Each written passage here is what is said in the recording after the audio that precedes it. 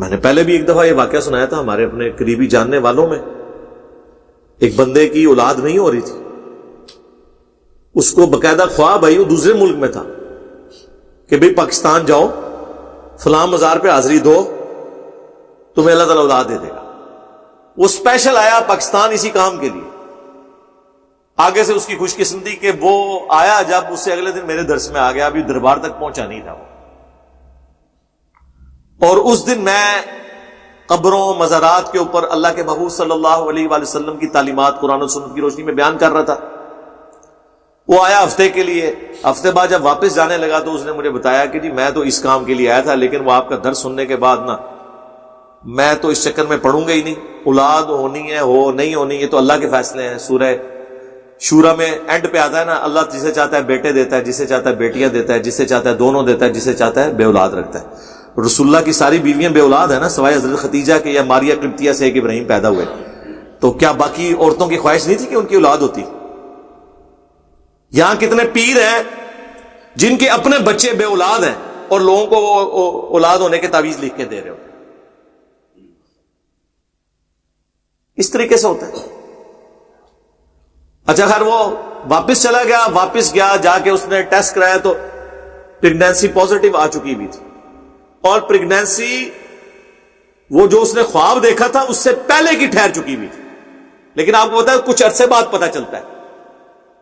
تو شیطان کو تو یہ پتا چل گیا کہ یہ اس کی بیوی پریگننٹ ہو چکی ہے، وہ ایک بابے کے کھاتے میں اسے ڈالنے لگا تھا۔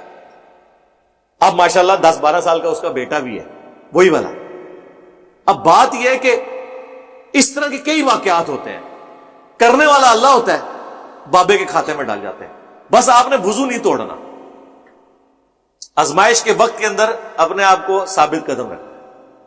دوسری تو ہم تو کہتے ہیں نا، یا اللہ اگر رسول اللہ کے زمانے میں ہوتے تو ہم قدموں سے لپٹ جاتے، ٹھیک ہے جی، جان دے دیتے حضور کے لیے، یہاں ایمان دے دیتے ہیں، اور حضور علیہ السلام کے جو عقائد اور نظریات ہیں ان کی حفاظت نہیں کر سکتے تو نبی کی حفاظت کہاں سے انہوں نے کرنی تھی؟ اگر رسول اللہ کی تعلیمات کی حفاظت نہیں کر سکتے، کتنے کتنے موحدین دیکھے ہیں 2-4 سال وہ صبر کرتے ہیں، پھر کہیں نہ کہیں ان کی وہ یا تو سانس پکڑ کے گھسیٹ کے اس عورت کو کسی مزار پہ لے جاتی ہے، جب کام نزدیک لگا ہوتا ہے اور وہ مزار کے کھاتے میں ڈال جاتا ہے۔ یار یہ اگر کچھ کر سکتے ہوتے پاکستان کی بجلی پوری کر دیتے۔ اور سب سے بڑھ کے میں ان کو تو نہیں کہتا، میں اپنے لیے کہتا ہوں کہ میں اگر کوئی بابا اور بزرگ ہوں اور میں نگاہ مار کے کچھ کر سکتا ہوں تو میری بزرگی کے اوپر لعنت ہو کہ میں زندہ ہوں اور نبی علیہ السلام کے بارے میں گستاخانہ ویڈیوز یوٹیوب کے اوپر رکھی ہوئی ہوں، فیس بک کے اوپر رکھی ہوئی ہوں، میں نگاہ مار کے ڈیلیٹ کر دوں۔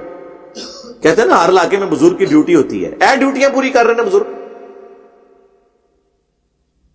تو پھر اس سارے کا غصہ نکالنے کے لیے اگر ہم ایک چھوٹا سا جملہ بول دیں کہ بابے دے شاہی کوئی نہیں، تو غصہ نہیں کھانا چاہیے۔ پہلے تو ہم کہتے تھے قرآن و سنت کے مقابلے میں کوئی شے نہیں ہے، اب تو میں کہتا ہوں کہ یوٹیوب اور گستاخانہ کارٹون بنانے والوں کے مقابلے میں بھی کوئی شے نہیں نکلے۔ کیا کر لیا انہوں نے؟ کچھ بھی نہیں کر سکے نا۔ کہتے نہیں جی حکم ربی ہوتا ہے۔ اچھا حکم ربی ہے کہ کارٹون بنن تو تسی خاموش رہو، اے اللہ دا حکم ہے۔